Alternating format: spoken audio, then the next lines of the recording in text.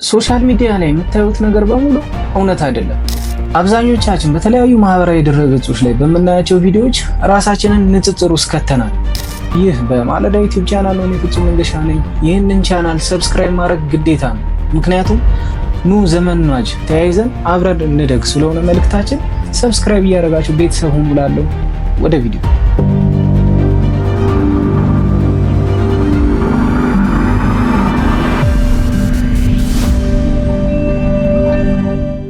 ይህን ቪዲዮ ዋነኛ ልሰራበት ያሰብኩበት ምክንያት ምንድነው?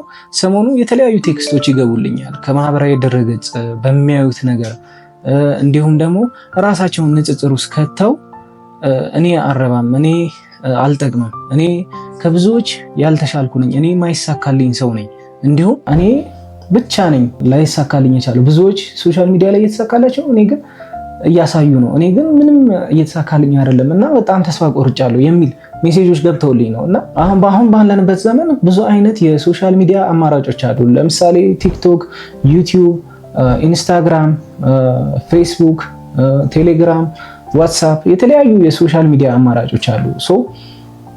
በእነዚህ የሶሻል ሚዲያ አማራጮች ላይ ብዙዎች ህይወታቸው ተቀይሯል። ብዙዎች ከነበሩበት መጥፎ ማንነት ወደ ተሻለ የህይወት ማንነት መጥተዋል። ብዙዎች ደግሞ ክህሎቶቻቸውን በእነዚህ አይነት ፕላትፎርሞች በማምጣት የተሻለ ሰው በመሆን ገንዘብ አግኝተዋል፣ ህይወታቸው ለውጧል፣ ከራሳቸው አልፎ ብዙ የተቸገሩ ለመርዳት በቅተዋል። ነገር ግን ቅድም እንደነገርኳችሁ ብዙዎች ደግሞ ቲክቶክ ሚዲያ ላይ ስክሮል እያደረጉ የሚውሉ አሉ። ለምሳሌ ብዙዎቻችን እየቀለለንና በጣም እያየነው ያለው ፕላትፎርም ቲክቶክ እንዲሁም ዩቲዩብ ነው። ዩቲዩብ ብዙ ጊዜ እኛ የምንመርጠውን ቪዲዮ የምናይበት፣ ነገር ግን የቲክቶክ የተባለው ፕላትፎርም ግን የተገኘውን ስክሮል እያደረግን እኛ አእምሮ ውስጥ እየገባ እኛ በማናስበው መንገድ ሰብኮንሽስ ማይንዳችን ውስጥ እየገባ እየተቀረጸ ብዙዎቻችን ሰዎች የተለያዩ ዓለምን ሲዞሩ በምናየው ቪዲዮ ራሳችንን ደግሞ እኔ የቱ ጋር ነኝ ያለሁት ብለን ጥያቄ እየጠየቅን ያንን ጥያቄ ደግሞ ከራሳችን ህይወት ጋር እያነጻጸርን ብዙዎች የራሳችን ሙዳችንን ስሜታችንን ዳውን አድርገናል። በተለይ በዚህ ሰሞን ከገቡልኝ ቴክስቶች መካከል እንደነዚህ አይነት ቴክስቶች በጣም ያመዝናሉ እና እውነት ለመናገር ሰዎች የራሳቸውን ጥሩ የሆነ ላይፍ ስታይል ቢያሳዩ ለነሱ ኢትስ ኦኬ፣ በጣም አሪፍ ነገር ነው። እኛ ግን ምን አይነት አቀባበል ነው ያለን? ለምንድን ነው በኔጌቲቭ መንገድ ወይም ደግሞ ራሳችንን ለምንድን ነው ንጽጽር ውስጥ ምንከተው? ለምንድን ነው ለእኛ ኢንስፓይሬሽን ማይሆነው? ለምንድን ነው ለእኛ እንደሚቻል መንገድ ማይሆነው? ብዙዎች እንደው በጣም ተስፋ ቆርጠዋል።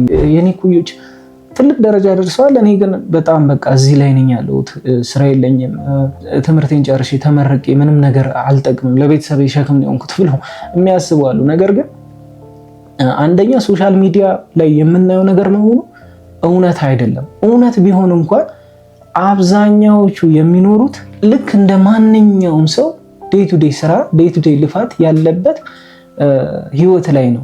ዴይ ቱ ዴይ በስራ ሰርክላቸው ውስጥ ነው የሚኖሩት። ነገር ግን ለየት የሚያደርገው ምንድነው? ብዙዎቻቸው ከሰሩ በኋላ መዝናናት ይፈልጋሉ። ከሰሩ በኋላ ጥሩ የሆነ ኢንቫይሮንመንት መፍጠር ይፈልጋሉ። ከሰሩ በኋላ ያሳለፉትን ዊኬንድ ማሳየት ለሰዎች ይፈልጋሉ። ያ ደግሞ ሲሆን የተሻለ ቦታ፣ ጽድት ያለ ቦታ የቻሉ ከሀገር ወጥተው ያልቻሉ ደግሞ የተለያዩ ኢቨንቶች በማዘጋጀት ያሳልፋሉ። አንዳንዶች ደግሞ ቁጭ ብለው እነዛን የሚያዩ ሰዎች ደግሞ ምንድነው ፊልም የሚያደርጉት? ሰዎች ያንን ሁሌ የሚኖሩት ሁሌ አንድ አይነት ሁሌ ፐርፌክት ላይፍ የሚኖሩ ነው የሚመስላቸው። በዛን ወቅት ደግሞ ምን ያደርጋሉ? ራሳቸው ውስጣቸው ዳውን ይሆናል።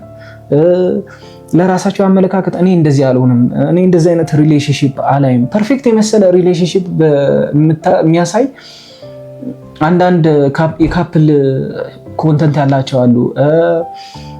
በቃ ለግዠሪ ህይወት እየኖሩ እንደሆነ የሚያሳዩ እንደዚህ አይነት ኮንተንት ያላቸው ሰዎች አሉ።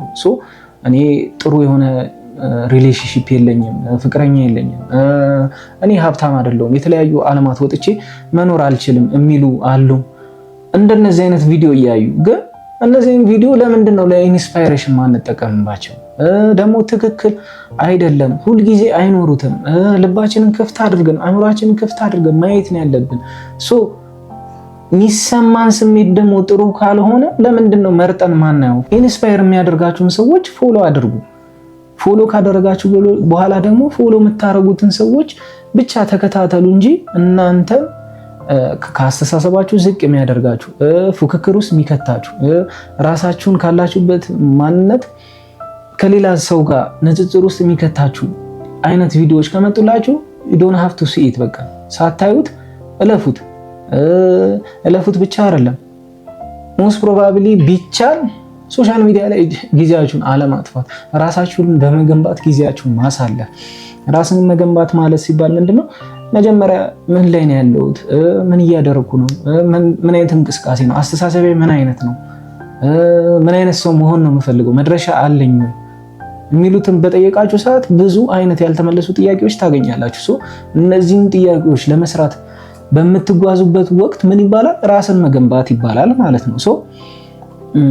እናንተ ኢንስፓየር የሚያደርጋችሁ ሰዎች ካሉ ሶሻል ሚዲያ ላይ ማንነታችሁን እንድትገነቡ ይረዳኛል ብላችሁ የምታስቧቸው የሶሻል ሚዲያ ኮንተንት ክሬተሮች ካለ እነሱን በማየት እነሱን የተጠቀሙበትን መንገድ እንደ ምሳሌ በመውሰድ የራሳችሁን ደግሞ መንገድ በማምጣት ራሳችሁ ላይ በደንብ መስራት ነው እንጂ ራሳችን ንጽጽር ውስጥ መክተት የለብንም። ንጽጽር ውስጥ ከከተትን ደግሞ ከትናንት ማንነቴ ምን የተሻለ ማንነት አለኝ ወይም ደግሞ ከትናንት ማንነቴ ምን መቀየር አለብኝ ብሎ የትናንት ማንነትን አይቶ ዛሬን የተሻለ መንገድ ማሳየትና ማሳየት ማለት ለራሳችን ነው የምናሳየው። ማሳየትና ማስቀጠል የተሻለውን ሁልጊዜ ቀን በቀን እያደግን መሄድ ነው እንጂ ሶሻል ሚዲያ ላይ በምናያቸው በተለይ ደግሞ ይሄ ዓለማዊ የሆኑ የሚያስቀኑ የመሰሉ ግን ምንም የማያስቀኑ ነገሮች ላይ ፎከስ አናደርግ። ከቀናን እንደው በመንፈሳዊ ህይወቱ በጣም ያደገ ሰው በመንፈሳዊ ኮንተንቶች በሚሰጡ ሰዎች ኢንስፓየር በሚያደርጉ ሰዎች ህይወታቸውን ከዝቅታ ወደ ከፍታ ወደ አመጡት እንጂ እኛን ይሄ ስሜታችንን ሊጎዱ በሚችሉ ወይም ደግሞ እኛን ንጽጽር ውስጥ ሊከቱ በሚችሉ መንገዶች መሆን የለበትም ብዬ አስባለሁ። ይህ ቪዲዮ ከተመቻችሁ ወይም ደግሞ ሀሳብ አስተያየት ካላችሁ በኮሜንት ሴክሽን ላይ አስቀምጡልን። እኔ ፍጹም መንገሻ ነኝ። ይህ በማለዳ ዩቲዩብ ቻናል ነው። በማለዳ ዩቲዩብ ቻናልን ሰብስክራይብ ማድረግ ግዴታ ነው። ምክንያቱም ኑ ዘመኑን እንዋጅ፣ ኑ የተሻለ ሰው እንሆን፣ አብረን እንደግ ስለሆነ መልእክታችን ሰብስክራይብ አድርጉ እያልን መልእክታችን እናስተላልፋለን። በሚቀጥለው ሳምንት ደግሞ በተለየ ቪዲዮ እንመጣለን። እንወዳችኋለን። አመሰግናለሁ።